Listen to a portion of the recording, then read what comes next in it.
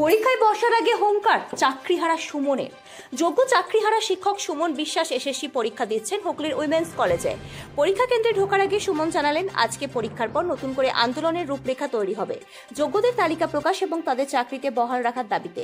SSC নিয়োগে যদি একজনও যোগ্য চাকরিহারা শিক্ষক বাদ যায় তাহলে আমরণ আন্দোলন চলবে। এসএসসি নবম দশমের পরীক্ষাও দিয়েছেন সুমন বিশ্বাস, আজ একাদশ দ্বাদশ পরীক্ষাও দিচ্ছেন। পরীক্ষায় বসার সুযোগ সুপ্রিম কোর্ট দিয়েছে, তাই পরীক্ষা দিচ্ছেন। এই পরীক্ষার পর আন্দোলন আরো তীব্র হবে। দেখুন সেই চিত্র নিউজ আমার বাংলার ক্যামেরার পর্দায়।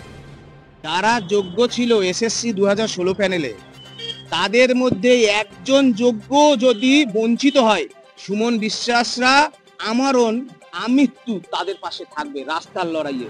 এত সোজা নয়, এত সোজা নয়।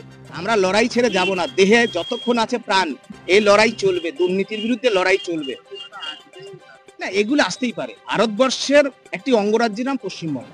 সুতরাং এই রাজ্যে ছেলেমেয়েরা অন্যান্য রাজ্যে পরীক্ষা দিতে যায়, অন্যান্য রাজ্যের শিক্ষার্থীরা এ রাজ্যে পরীক্ষা দিতে আসবে। এটা একটা সাধারণ পদ্ধতি। এইগুলো নিয়ে কদাচিৎ রাজনীতি যারা করে তারা রাজনীতির কারবারি। কপালের দোষ।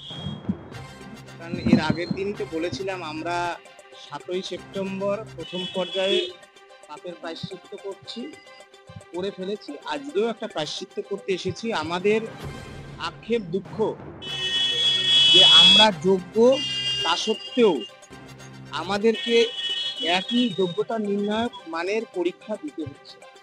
আমরা এই সিস্টেমের শিকার।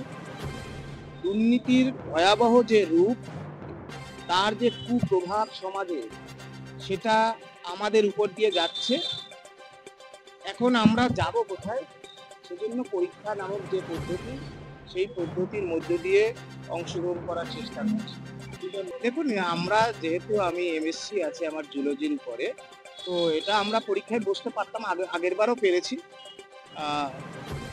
দু জায়গায় বসার সুযোগ আছে মহামান্য সুপ্রিম কোর্টের নির্দেশে, এবং এসএসসিরও রুলসে আছে, তাই দু জায়গায় আমরা সেই বসলাম। দেখুন, আমরা নবম দশমের পরীক্ষার ক্ষেত্রে তো বলেইছিলাম যে আমাদের সুযোগ ছিল না।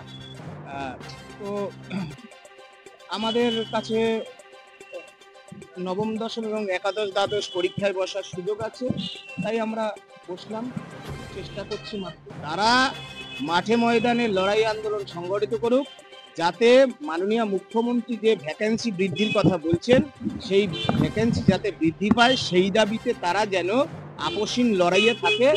আমরা যেভাবে দুর্নীতির শিকার হয়েছি, তারা যেন সতর্ক থাকেন। দুর্নীতির বিরুদ্ধে প্রথম দিন থেকে আগাগোড়া লড়াইয়ে যেন তারা মাঠে ময়দানে কোর্টের লড়াইয়েও থাকেন।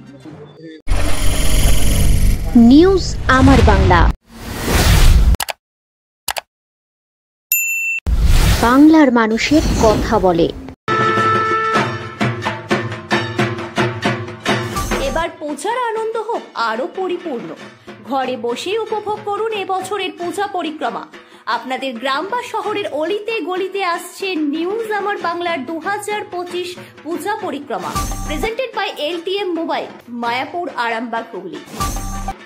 তবে আর দেরি কেন? আজই জানান আপনাদের মণ্ডপের ঠিকানা। পৌঁছে যাবে নিউজ আমার বাংলার ক্যামেরা আপনাদের সেরা মণ্ডপ ও প্রতিমার চিত্র তুলে ধরার জন্য।